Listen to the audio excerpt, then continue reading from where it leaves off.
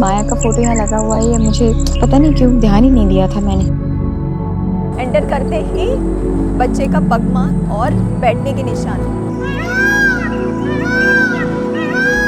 काफी चली है रात को।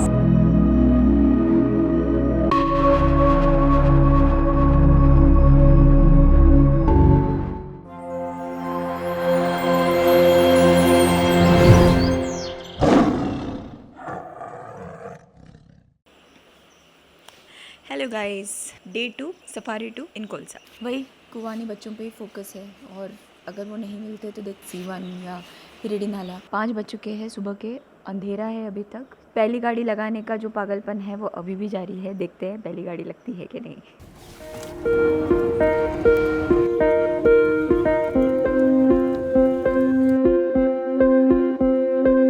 यहाँ आते ही आज,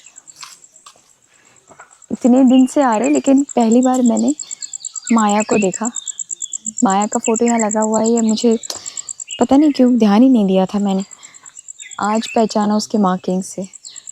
तो माया के बारे में सोचती खड़ी। अभी टाइम है अंदर जाने के लिए, 5:20 हो रहा है। another 10 minutes and then we'll be inside.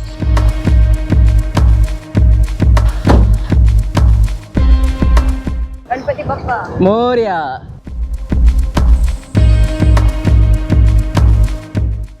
अंदर आते ही हम सीधे उसी लोकेशन पे पहुंचे जहां कल शाम की सफारी में हमने कुवानी के बच्चों को छोड़ा था।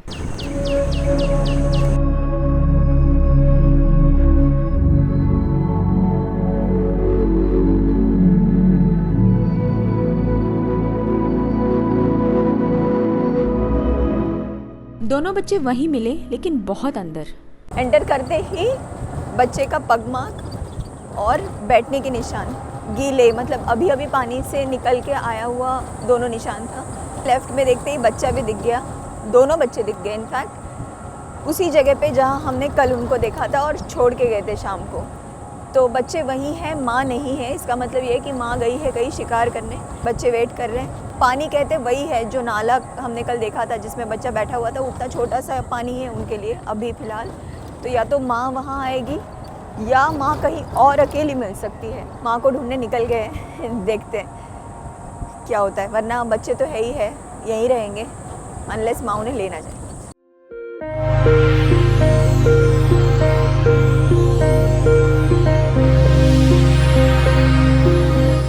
ताड़ोबा के कोलसा रेंज में स्पेशली इंडियन गौर की पॉपुलेशन बहुत ही अच्छी है।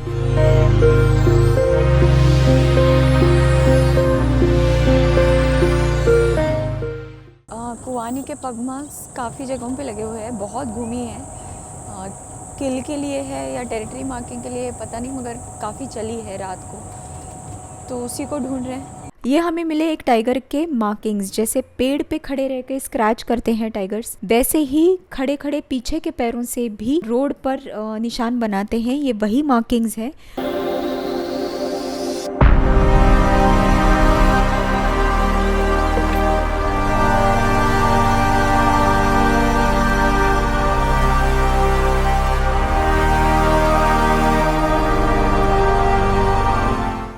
चलते चलते हमें मिला एक बहुत ही ब्यूटीफुल पिकॉक जो प्रीनिंग कर रहा था, मतलब अपने फेदर्स को क्लीन कर रहा था।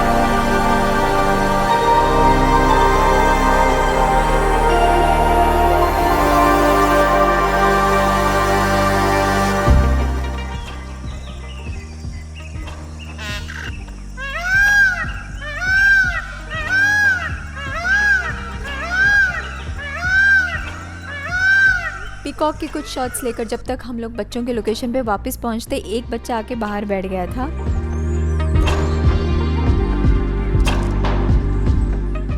बहुत ही प्यारा लग रहा था, सुबह की लाइट में ग्रूम कर रहा था। मक्खियाँ उसको बहुत परेशान कर रही थी, तो वो इरिटेट सा हो रहा था।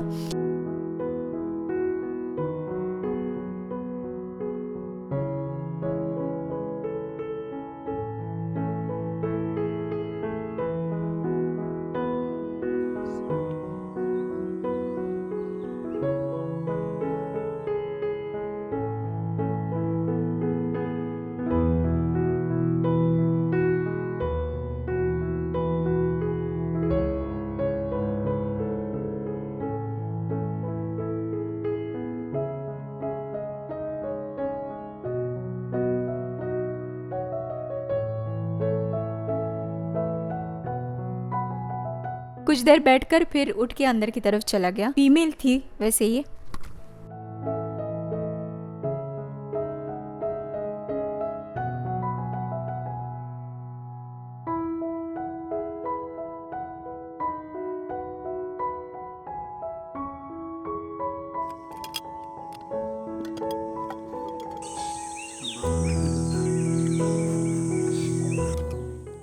बच्चा अंदर जाने के बाद हमने सोचा और एक राउंड लगाया जाए कुआनी के लिए, और उसी बीच हमें मिली एक जिप्सी जिन्होंने कहा कि माँ और दोनों बच्चे पीछे तालाब के पास चलते हुए मिले बंड पे।